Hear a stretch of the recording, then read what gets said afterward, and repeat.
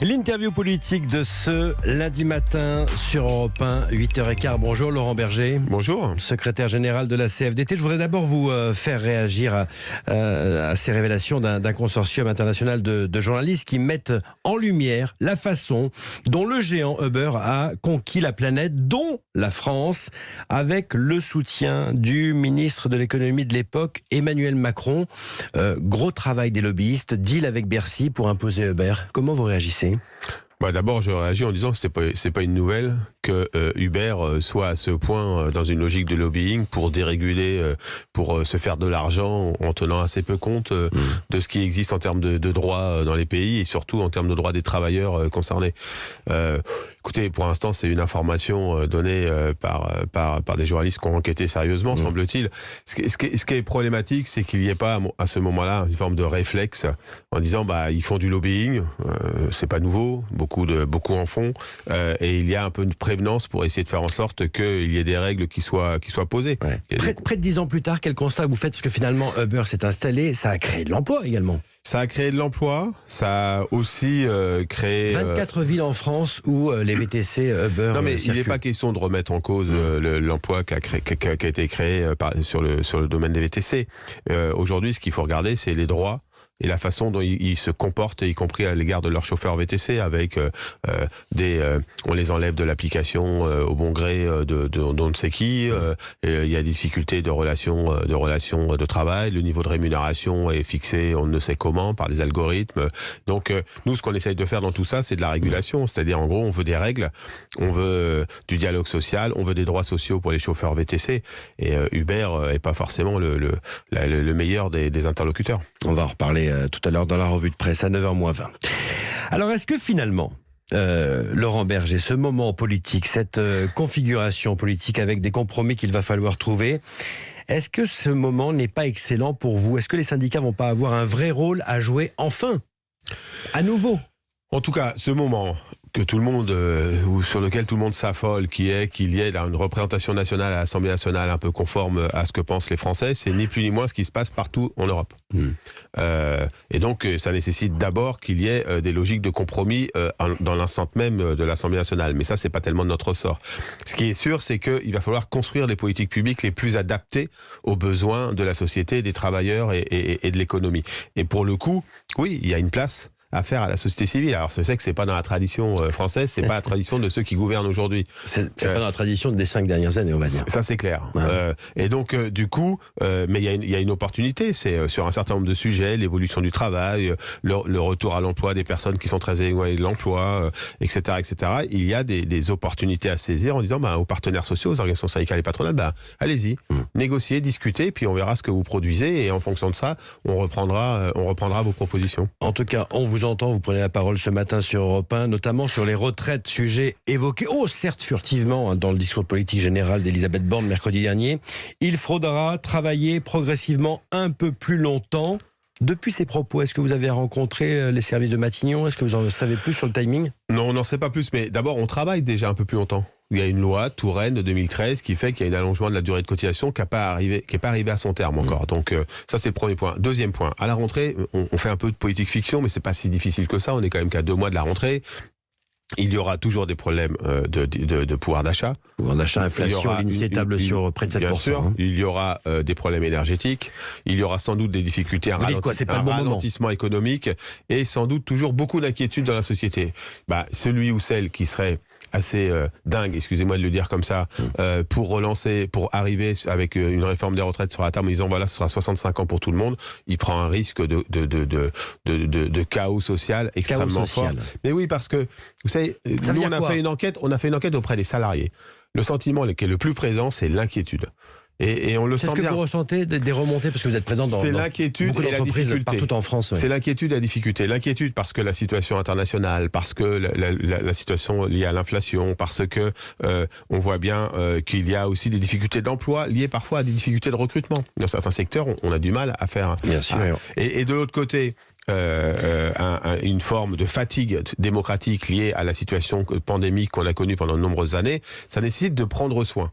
prendre soin en mettant le sujet qui, par excellence, embrase la société française au mois de septembre, faudrait être inconséquent. Mais chaos social, Laurent Berger, ça veut dire quoi? C'est le retour des Gilets jaunes, selon vous? C'est ce que vous sentez, pressentez? Mais, vous savez, moi, je veux pas apparaître ni dans la menace, ni dans la projection qui ne se fera pas. Mais ce qui est sûr, c'est que le gouvernement ne peut pas arriver avec une réforme des retraites en septembre ou octobre en disant voilà, on va faire les 65 ans, puis on veut discuter avec vous des modalités de cette réforme des retraites. Pour la CFDT, ce sera non.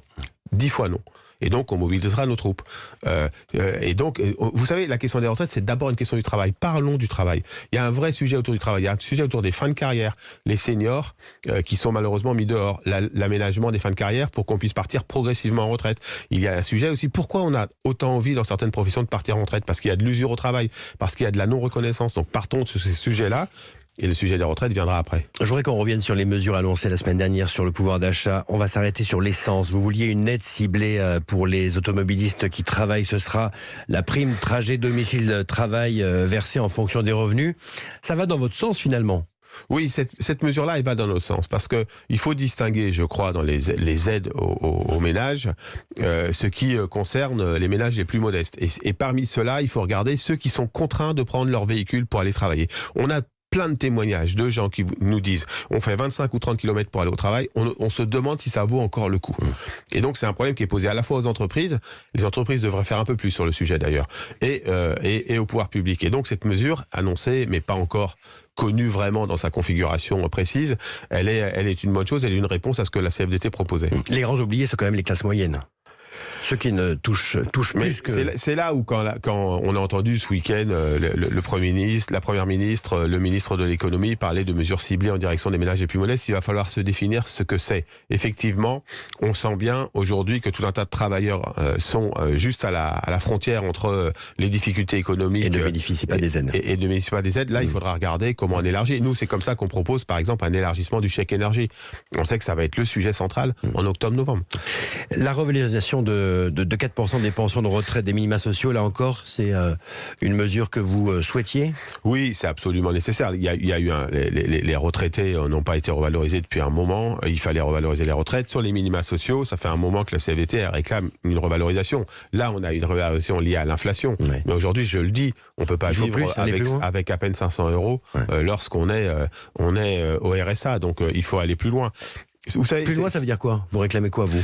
Nous, on réclame que pour les minima sociaux, 60% du salaire médian. C'est-à-dire que ce qu'on veut, très clairement, c'est que on n'abandonne pas toutes les personnes qui sont aujourd'hui exclues du marché du travail. Il faut les accompagner, mais il faut pour qu'ils puissent survivre à l'aide d'une allocation. Vous savez, ces mesures sur le pouvoir d'achat, elles sont bienvenues.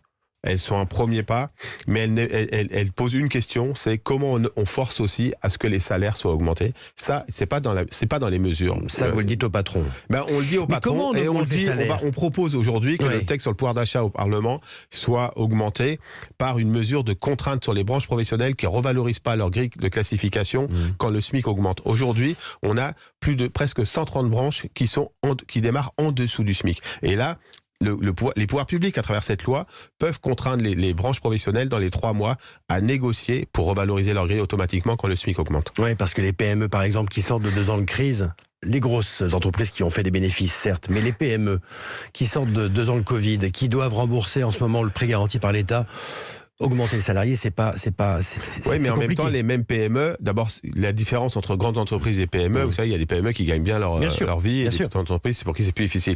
Mais là, ce qu'il faut dire, c'est que ces mêmes PME, souvent, elles disent on a des difficultés de recrutement.